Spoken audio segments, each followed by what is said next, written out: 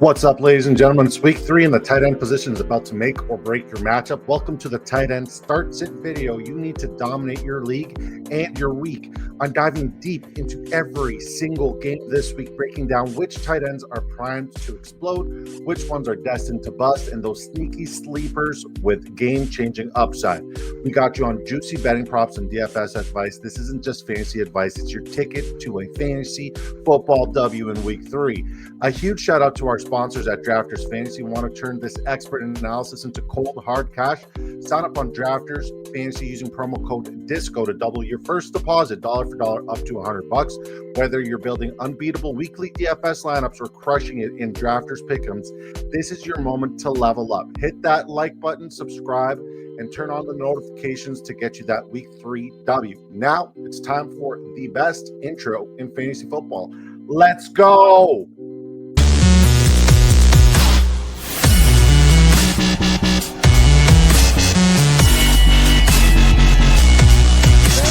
Without any more hesitation, let's get right into it. Let's get it popping with game 1. We got the Thursday night football matchup of the Miami Dolphins, who are 11.5-point underdogs against the Buffalo Bills, who are 2-0. The over/under is 49.5, and we got Julian Hill, not Tyreek Hill, but Julian Hill against Dalton Kincaid. And let's just go by saying this. Dalton Kincaid is a viable start on a weekly basis. If you look at where the Dolphins are weak, they give up 8 targets per game to opposing tight ends thus far, tallying 6 receptions. That's a top 10 matchup on a weekly basis, and they give up some of the most fantasy points on a weekly basis to opposing tight ends. So I really do like Dalton Kincaid, and his prop right now is at 2.5 receptions. I'm smashing the over on that, and I'm comfortable starting Dalton Kincaid. He's a top 14 tight end for me on the week. As for Julian Hill, I'm not interested. I'm sorry. And to those who thought Darren Waller was a viable start, where are you now that I need you? Okay, next game, we got the Atlanta Falcons, who are 5-point favorites coming into Carolina. The over/under is 43.5. Game is set to kick off on Sunday. You got Kyle Pitts, who I believe is a viable, legitimate start going against Jatavian Sanders. Now, I do like the wide receiver 2 option for the Atlanta Falcons because the wide receiver 2 tends to eat against the Carolina Panthers, but I would not be shocked if those opportunities end up going the direction of Kyle Pitts. Kyle Pitts is a legitimate start. We're seeing a renaissance of his career after his spectacular rookie year, and then he's just been a dud. He's been one of the better values in fantasy football. As for Jatavian Sanders, you look across the board, the Falcons don't give up much work to the tight end position. So as much as I like him as a player and as an upside player, I'm not recommending to start him. I don't even think he's a viable DFS pick, but the upside's there because he is a big ceiling explosive type of player. All right, next game, we got the Cincinnati Bengals without Joe Burrow, who are 3-point underdogs coming into Minnesota. The over/under is 42.5, one of the lower implied point totals on the week. You got Mike Gesicki or Noah Fant versus TJ Hawkinson, and I understand it's been really disappointing with TJ Hawkinson this year, and a lot of people have been wanting to drop him because he just has not been performing. Maybe he's not fully recovered from the injury that he suffered almost 2 years ago. But my bet is it's going to be a little bit easier when Jordan Addison is out on the field. That way he's not taking the second best defender in certain coverages, and he's not, being bracketed when it's not Justin Jefferson being bracketed. I still think he is the wide receiver 2 in this offense when Jordan Addison's back. I'm not recommending to sit him. He's still a top 14 tight end for me this week because the upside is there, and I think Carson Wentz is potentially going to unlock him with the check down equity. And it's a plus matchup. It's a good matchup against the Cincinnati Bengals. As for Noah Fant and Mike Gesicki, they're more of a best ball play, and if you guys didn't draft them in best ball, there's no reason to have them rostered or in your lineup. Sure, they could spike, but how to project the spike, it's tough to look out for, especially with Jake Browning hyper-focusing both wide receivers. It's tough to get involved there. The tight ends are literally like the 5th to 6th option within that offense. All right, this next game, we got the Green Bay Packers, who are 7.5-point favorites. They are visiting the Cleveland Browns. The over/under is 42.0 points. You got Tucker Kraft, who is a legitimate start and matchup proof against David Njoku or Harold Fannin. And I'll go up by starting with the Cleveland side. I am starting David Njoku with confidence because if we look at where the Green Bay Packers do give up fantasy points and production, especially in PPR format, it's in the unders and crossers to the tight end position. David Njoku's on the field the vast majority of the time, so the opportunity should be there for garbage time and check down equity. So I do like David Njoku as a legitimate start. Who knows? He might be able to find the end zone like Zach Ertz did last week against the Green Bay Packers. As for Tucker Kraft, he's a no-brainer. He's a top 5 tight end moving forward. Matchup proof, doesn't matter if it's a good matchup or a bad matchup. He is going to perform, and he's going to perform on a weekly basis. Next game, we got the Houston Texans, who are 1.5 point underdogs coming into Jacksonville. The over-under is 44.5, and you're going to see a lot of games have the same over-under here. You got Dalton Schultz, who actually got legitimate and good usage the last game, and we're just going to turn off our text chime there. He got legitimate and good usage in the last matchup against the Tampa Bay Buccaneers, and they're going against the Jacksonville Jaguars and Brenton Strange. And I'll go up by saying this. I'm okay starting Brenton Strange, but I don't anticipate that the production is going to go his way and lead his way, especially because it's just going to be a tough matchup in general. That secondary and that defense for the Houston Texans is very legitimate. As for Dalton Schultz, I feel like when we see Christian Kirk get into the lineup, and all signs are leading to Christian Kirk getting into the lineup, that check down equity, those crossers that he was eating on last week, and by eating, like he wasn't phenomenal, but he still had a couple of opportunities and targets better than most of his performances last season. I'm anticipating that those opportunities are going to go Christian Kirk's directions. They need to be a little bit more explosive. They're going to have to pass a heck of a lot. So both of these tight ends are sits for me. I'm not interested in starting either one of them. I don't even think any one of them is a good DFS play. Now, this next game, we got we got the Indianapolis Colts, who are 3.5 point favorites coming into Tennessee. The over-under is 43.5. And you got Tyler Warren, the rookie phenom, against Chigoziem Okonkwo, the guy who just tends to disappear and then reappears. And it's tough to project him and his work. Like, this isn't a plus matchup for either team, but the reliability that we see on a regular basis going to Tyler Warren's way, and he's shown that he's able to be an explosive tight end, makes him a legitimate start moving forward. He's a top 10, top 5, potentially tight end the rest of the season. He's an automatic start and an automatic click. And if you have him, you got to play him. As for Chigo Konku, I don't love him in this matchup. There's nothing, not even receptions, fantasy points, nothing that indicates that this is a plus matchup against the Indianapolis Colts. And the Indianapolis Colts, they kind of shut down Evan Ingram when he was on the field last week, and they didn't really play a legitimate tight end week 1, but they shut down the pass as well. So Chig is a sit for me. Tyler Warren's a smash start. Now, this next game is interesting. We got the LA Rams, who are 3.5 point underdogs coming into Philadelphia against the Eagles. Once again, the over-under is 44.5. You got Tyler Higbee or Ferguson against Dallas Goedert, who is questionable but should be able to return to play.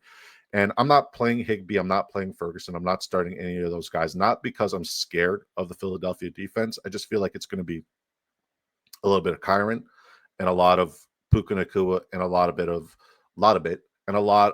Devontae Adams. It's tough for me to want to project Tyler Higbee moving forward. It's not a plus matchup against the Eagles. They don't really give up a lot of production, and he's going to be touchdown dependent.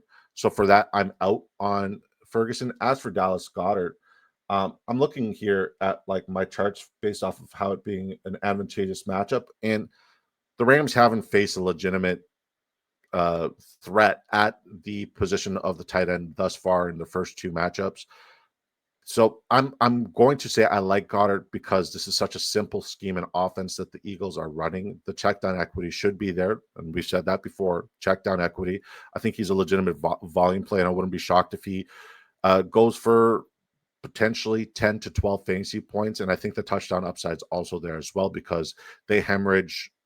Where the Rams are weak is between the safeties. So if he gets a deep post, he is going to the house for sure. Next, we got Brock Bowers and the Las Vegas Raiders, who are 3.5 point underdogs against the Washington Commanders. Visiting Washington, the over-under is 44.5 once again. You got Brock Bowers, even though he's coming off of an injury, still a legitimate start. And I'm very comfortable starting Zach Ertz because of the reliability. We just need to see if Jaden Daniels is out there. If he's not out there, I think he's going to get an uptick in usage because Marcus Mariota tends to hyper-focus the tight end position. But even if he is out there, I still like Zach Ertz. He's in top 14 territory moving forward. Now, this next game is a must sit. We got the New York Jets, who are 6.5-point underdogs coming into Tampa. Once again, over-unders 44.5. And you got Mason Taylor, who I believe is due for a breakout, and he's got Tyrod Taylor, who I think is going to be able to feed him, but I'm not recommending to start him against Kate Otten, who I'm never going to recommend to start. He's going to spike, but the only time we're ever going to see Kate Otten spike is when we see one of their main two receivers, either Mike Evans or Emeka Egbuka, miss time. That's the only time he'll be able to spike. So both of them are must sits. And then we got the Pittsburgh Steelers, who are 1.5-point underdogs coming into New England. Once again, the over-under is 44.5. And you could say Pat Freiermuth, you could say Jonnu Smith, you could say all those guys. And I'm going to say that it's a good, decent matchup against the New England Patriots for tight ends. And I feel like they're going to be involved early and often against Hunter Henry, who I also recommend that you should start. Not that it's a plus matchup, because it's not. Like if you're looking at yardage and receptions, the Steelers give up 3.5 receptions on a weekly basis, and then they give up 46.5 receiving yards. They've given up one touchdown to opposing tight ends. I believe it was last week. It was last week. But I mean, I'm not worried about Hunter Henry breaking fantasy football. There are better options. I'm going to say sit them all, but I wouldn't mind paying up for Pat, or not paying up, but I wouldn't mind Pat Freiermuth as a tertiary play in DFS for sure. This video is going swimmingly. Let's go into this next game. And this is actually a plus matchup on paper for both positions, but we'll get into why I'm just not playing anybody from the Chargers. You got the Broncos, who are 2.5-point underdogs coming into Los Angeles against the Chargers. The over-under is 46. And then you got Evan Ingram versus Tyler Conklin. And I will say this, Tyler Conklin will be sprinkled in a couple of my DFS lineups, because when you look at the yardage that is allowed by the Broncos against the tight end, it is the seventh most. They allow 61 yards on a weekly basis on only 4.5 receptions. That translates to an average of 13.56 yards per reception. Now, you could say that's inflated from the 41-yard receiving explosion that we saw from Tyler Warren this previous week against the Indianapolis Colts. But it's still a plus matchup because that is the one vacancy in area that they are weak. Am I willing to recommend starting Tyler Conklin or Will Dissly? Absolutely not. But I'm willing to spend the lowest portion of tertiary upside play there in that matchup, because those guys are going to be the forgotten targets. We're going to see Patrick Surtain either travel with Ladd McConkey, who, as I'm recording this, is dealing with an injury, or Keenan Allen. Quentin Johnson's probably going to be free roaming across the middle again. Who would have saw that coming? And then on the other side, this is also a plus matchup for Evan Ingram. It's just tough because Sean Payton really hates your fantasy football lineups. The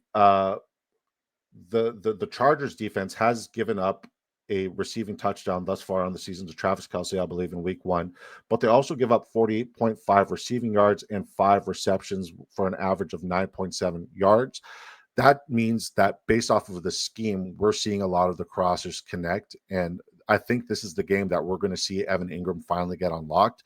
Just schematically, I'm recommending to start Evan Ingram, even though Sean Payton hates your tight ends. I understand if you don't want to, but it is a plus matchup, and I think he could take advantage of this plus matchup. So I'm okay starting Evan Ingram. He's a top 10 tight end for me this week, and I hate it. I hate saying that, but we're going out on a limb. Scared money don't make no money.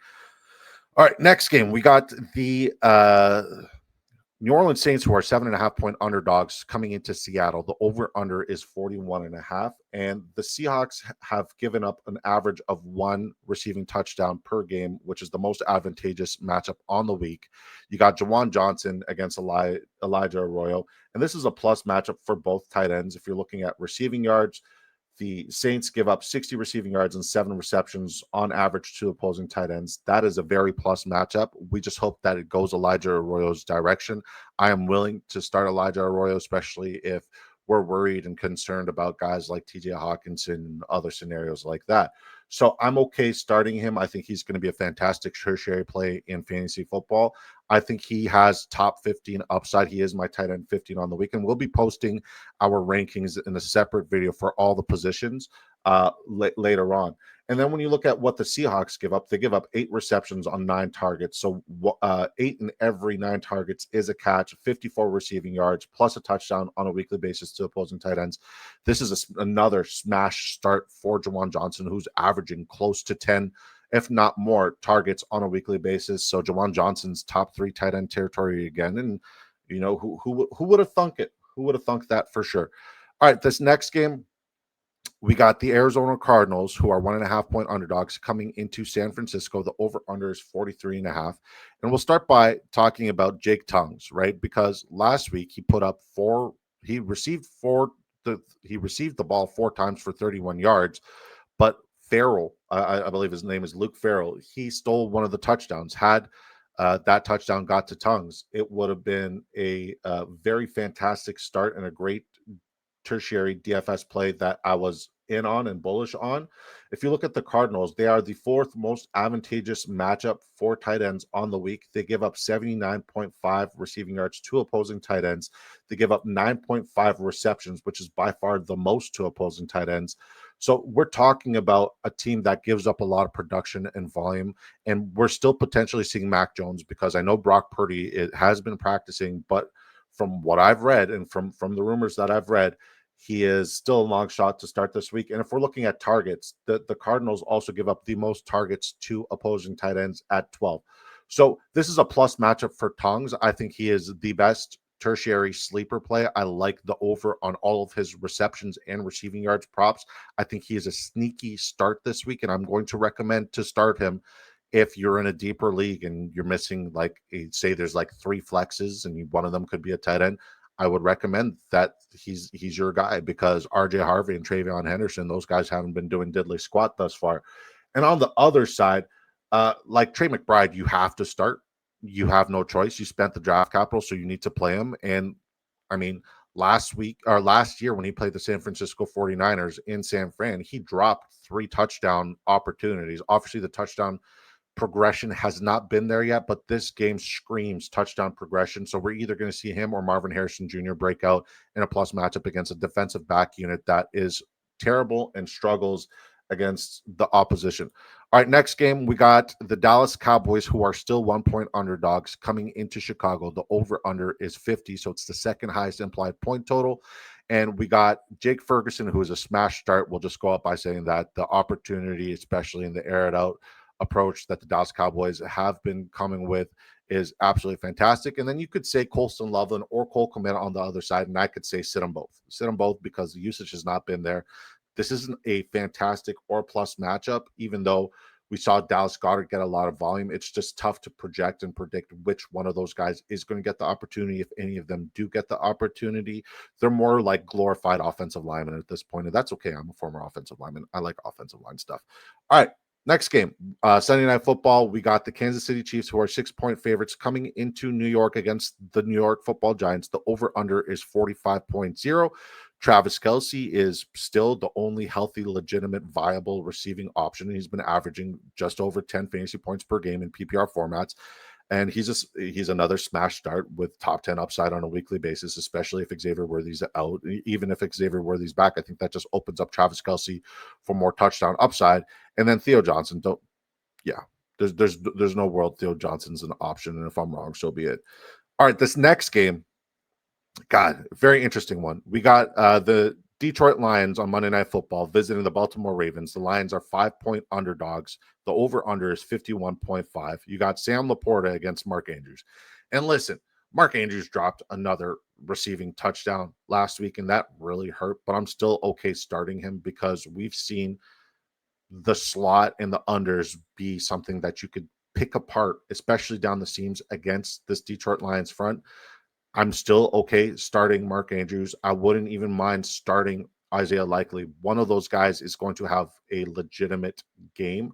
I think it's going to be Andrews because Likely is still on a ramp up based off of the injury, even though he is lined up and signed up to play. And then Sam Laporta is my 10-1 of the week. If we're looking at one of the biggest glaring weaknesses that this Baltimore Ravens defense has, it is the inability to cover the tight end position on a regular basis. And because I feel like the pass rush is going to be getting home early and often against Jared Goff, he's going to need to get rid of the ball early and hit his safety blanket. So I think he's a fantastic Sam Laporta is a fantastic volume play, and I'm talking about like an absurd amount of volume, especially in garbage time when they're getting blown out.